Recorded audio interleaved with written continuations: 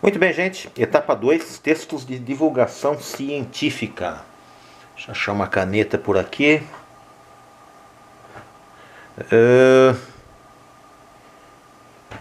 Bom, espera aí.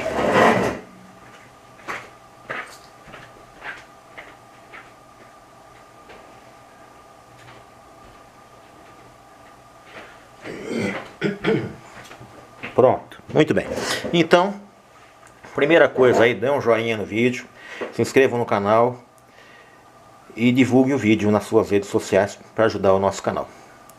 E se achar que deve ou pode, por favor, se torne membro do canal, que com uma quantia mínima por mês, você vai ajudar muito. Muito bem. Atividade 2A, levantamento de conhecimentos prévios sobre doença transmitida por mosquito, a dengue. O professor fará leitura e comentários juntamente com você e seus colegas sobre o assunto do cartaz que segue. Todos contra a dengue. Entre ação para vencermos juntos essa batalha. A dengue pode ser grave. Fique atento aos sintomas. Febre acima de 38 graus, dor no corpo, de cabeça, nos olhos, desânimo, cansaço. Muito bem. Alerte para os sintomas de gravidade da doença. Vômitos persistentes, sonolência ou irritabilidade, falta de ar, dor abdominal intensa e contínua, sangramento. Procure imediatamente o serviço de saúde e tome bastante líquido. Muito bem, então aqui umas considerações sobre a doença, tá? Esse aqui é escrevi aqui, ó, inimigo mortal, tá? E a gente vai falar de Sun Tzu, um grande filósofo chinês, que escreveu A Arte da Guerra. E ele dizia que para você vencer o seu inimigo, você precisa conhecê-lo, tá certo? Essa é uma grande máxima lá do A Arte da Guerra de Sun Tzu. Não é só utilizado em exércitos, em todos os setores você pode utilizar.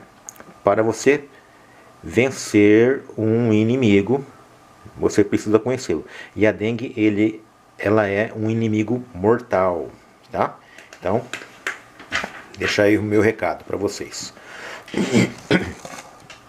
E então aqui, atividade 2B. Levantamento de conhecimentos prévios sobre o texto de divulgação científica, roda de conversa, leitura compartilhada.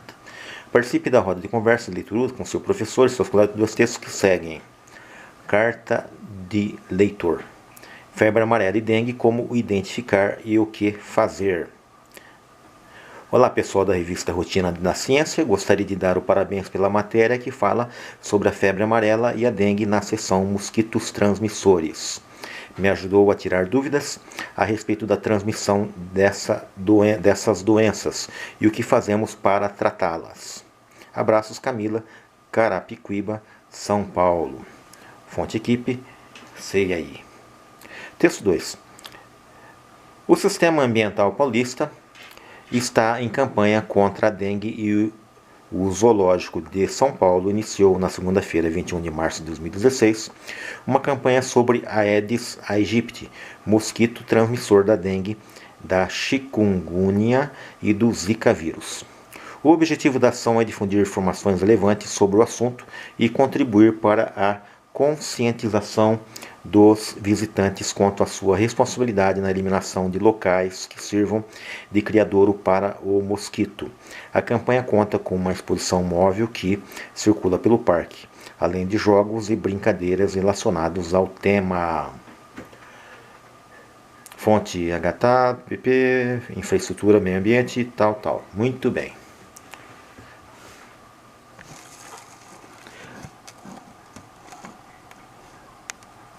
Aqui acabou de chover. E aí então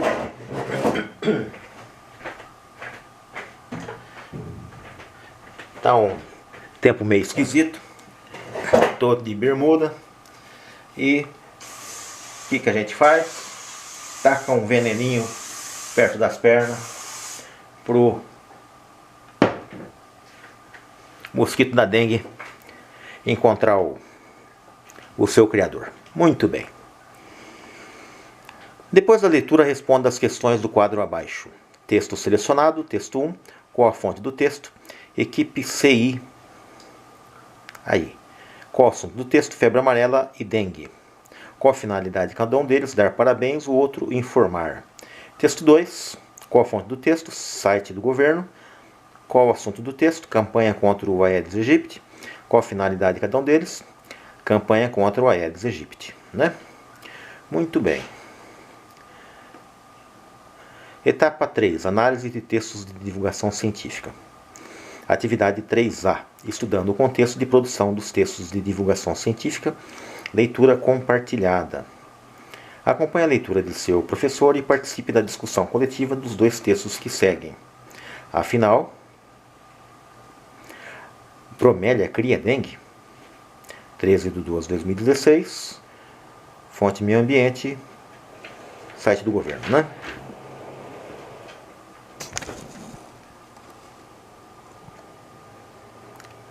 Antes do verão, a Secretaria do Meio Ambiente do Estado de São Paulo resolveu se antecipar e dar algumas dicas à população do que é possível fazer em casa para evitar a procriação do mosquito da dengue, o famoso Aedes aegypti, transmissor também de outras doenças como chikungunya e zika. Começou com informações sobre a espécie de plantas ornamentais cultivadas em casa. Cada uma exige um cuidado diferente, é o caso da bromélia. A bromélia tem caule, tem folhas, flores e tanque. Tanque? Sim, tanque. E como todo tanque, ele também enche d'água. Exatamente pelo acúmulo de água é que muitas pessoas veem a bromélia como vilã, mas não é bem assim. Pesquisadores já comprovaram que a água acumulada no tanque das bromélias não é o ambiente mais propício para o desenvolvimento das larvas do mosquito da dengue. Mas é sempre bom prevenir. Por isso, em caso de bromélias que ficam em ambientes internos, a recomendação é trocar uma vez por semana a água que fica acumulada no tanque da planta. Basta virar o vaso de cabeça para baixo até escorrer toda a água para fora. Outra opção é aplicar inseticida próprio de jardinagem. Os agrícolas ou os convencionais podem matar a planta. Uma opção é aplicar inseticida para jardinagem nas bromélias. Apesar da atenção especial que a bromélia requer por causa do tanque, ela também precisa dos mesmos cuidados que outras plantas recebem para prevenir a procriação do mosquito. Pratinhos e bandejas dos vasos têm que estar sempre limpos e secos. Confira acima uma foto de bromélia na coleção do Jardim Botânico.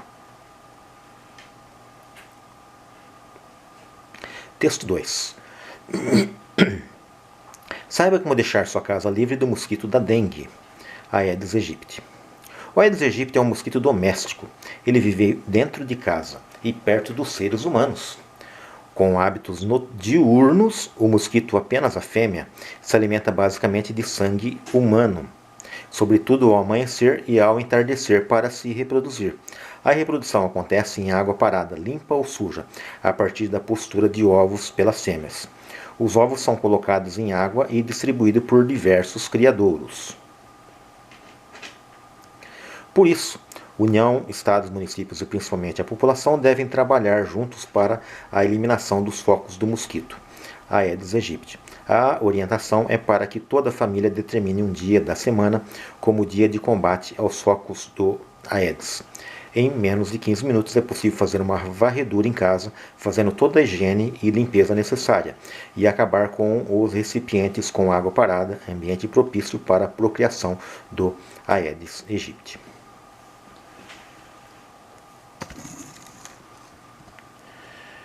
São medidas bem simples, mas que ajudam a prevenir várias doenças. Tampe recipientes e caixa d'água.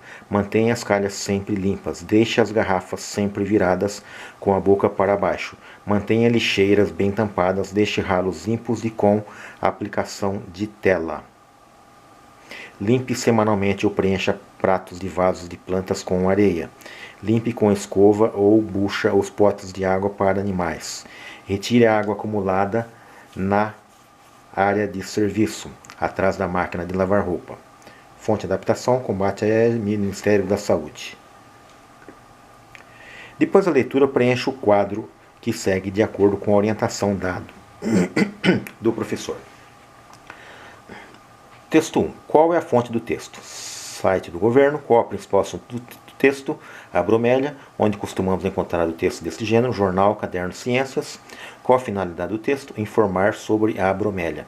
Qual é a linguagem utilizada? Linguagem popular. Texto 2. Qual a fonte do texto? Site do Ministério da Saúde. Qual a principal assunto do texto? Sua casa livre do Aedes aegypti, onde costumamos encontrar os textos deste gênero, jornal, caderno, ciências. Qual a finalidade do texto? Informar sobre higiene em casa. Qual a linguagem utilizada? Linguagem popular. Responda às questões. O que tem em comum nos textos? Todos combatem e informam sobre o mosquito Aedes aegypti.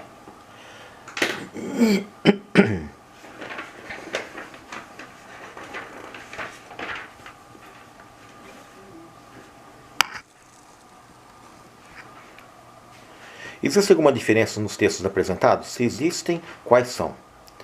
Resposta. Um fala sobre uma planta, outro sobre cuidados em casa e no quintal para combater o Aedes aegypti. Atividade 3B, estudando o gênero texto de divulgação científica, leitura em duplas. Leia o texto juntamente com seu colega e participe da discussão coletiva.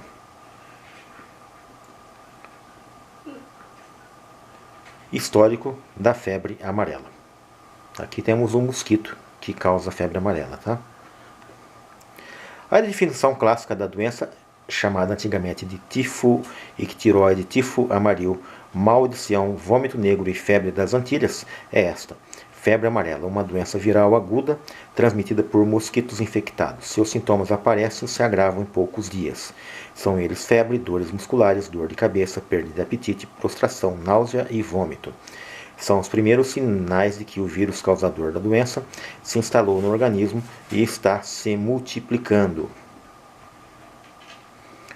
Quando as defesas naturais do corpo conseguem deter o vírus, os sintomas iniciais desaparecem, geralmente em 4 dias, e as pessoas infectadas nem sabem que se contaminaram com o vírus da febre amarela, já que os primeiros sinais podem ser confundidos com os de outras doenças, como a dengue ou um mal passageiro.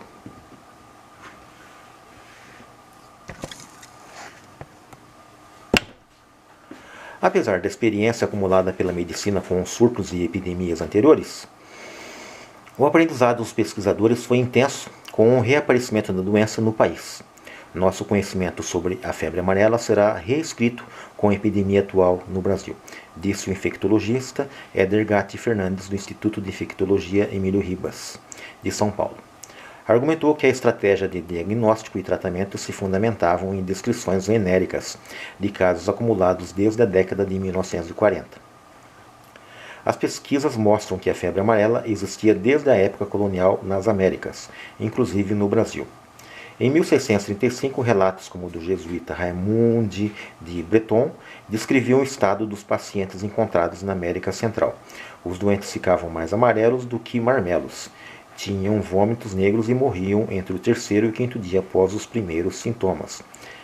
Na mais antiga descrição da doença, que se abatia sobre os imigrantes franceses que desembarcavam nas Antilhas, América Central, o padre Breton já descrevia uma das marcas dessa doença, a icterícia, caracterizada pela pele amarelada como resultado do acúmulo de bilirrubina, substância que normalmente circula no sangue antes de ser eliminada pela urina. Também tem outro sintoma que eles não colocaram aqui, que é o olho amarelo, em vez de branco, amarelo. Breton observou ainda uma relação entre a derrubada das matas e a febre amarela. À medida que cortavam os bosques, a terra arrojava seu veneno. Em 1648, o frei Diogo Lopes de Cogoludo também fez uma descrição ainda mais detalhada do que viu em Yacután, no México. No 3º dia, a febre parecia ceder totalmente. Os doentes diziam que já não sentiam dor alguma, cessava o delírio, conversavam com juízo, porém não podiam comer nem beber coisa alguma. E assim duravam um outro ou outros dias, e dizendo que estavam bons, expiravam, isto é, morriam. Cogoludo relata também que há sensação de melhora, o chamado período de remissão que chamou sua atenção prenuncia o fim ou o agravamento da doença. De 10 a 15% dos casos, a infecção avança para uma fase mais grave, com maior risco de morte. A pele e os olhos ficam amarelados e a urina escura. A febre reaparece, as dores abdominais e os vômitos se intensificam, começam as diarreias e as hemorragias, podendo o sangue sair pela boca e nariz. Se o vírus não for contido, a morte pode chegar em menos de 7 a 11 dias após os primeiros sintomas. A quantidade de pessoas com essa doença tratadas entre 2016 e 2018 motivou uma revisão nos conceitos sobre a duração e a evolução da infecção causada pelo vírus da febre amarela, como também um ajuste no tratamento. Até agora, a vacinação em massa e o controle das populações de mosquitos com a eliminação de criadouros e a nebulização conseguiram deter a febre amarela urbana, temida porque historicamente causou mais mortes que a forma silvestre.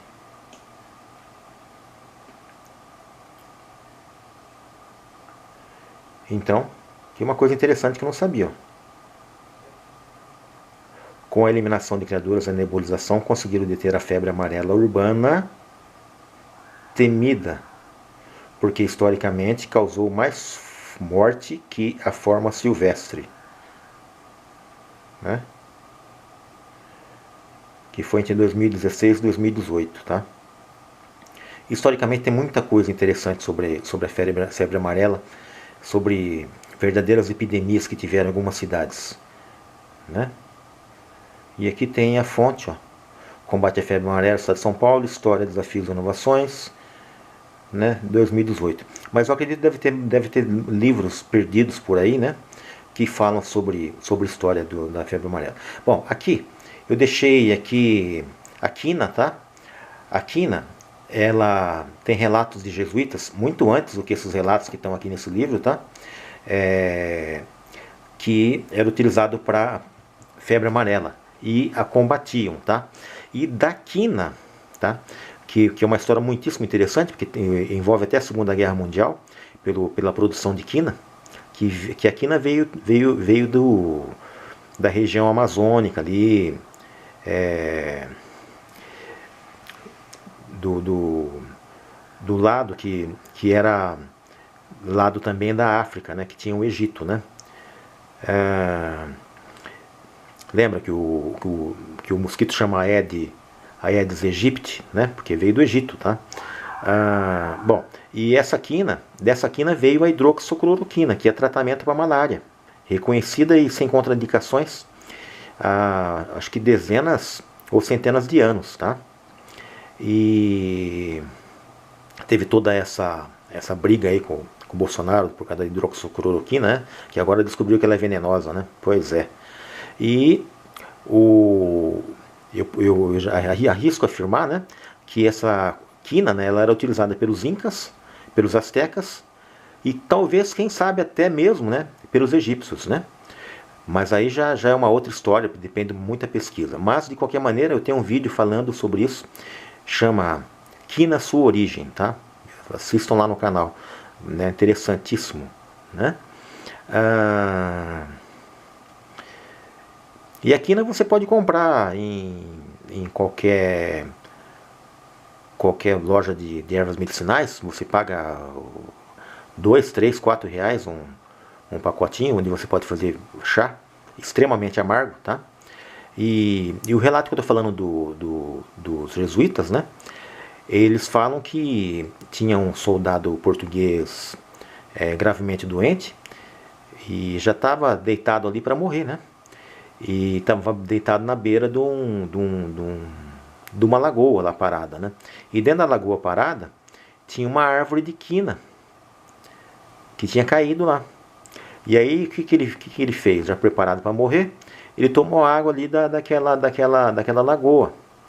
E a água da lagoa estava extremamente amarga. E qual não foi a surpresa dele quando ele tomou e se recuperou da doença e conseguiu se curar. Através dessa descoberta, a quina foi passada para os europeus e se tornou um remédio mundialmente conhecido. Mas isso também é outra história. Então, eu espero que tenham gostado da aula.